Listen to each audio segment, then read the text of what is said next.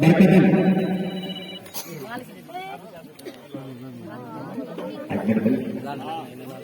थोड़ा थोड़ा लोग आगे से आगे बढ़ेंगे, आगे बढ़ाते जाइए। माशाअल्लाह ये पगड़ी, ये कुरान मुकम्मल हिफ्ज़ करने की सआदत की बात है।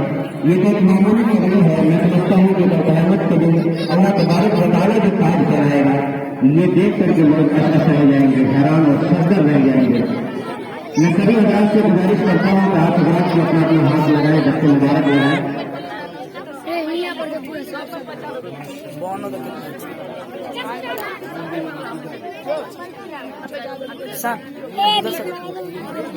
बाबू आगे बढ़ो।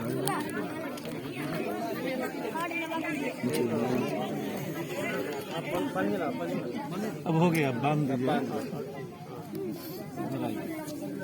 इधर घूम जाए, इधर घूम जाए।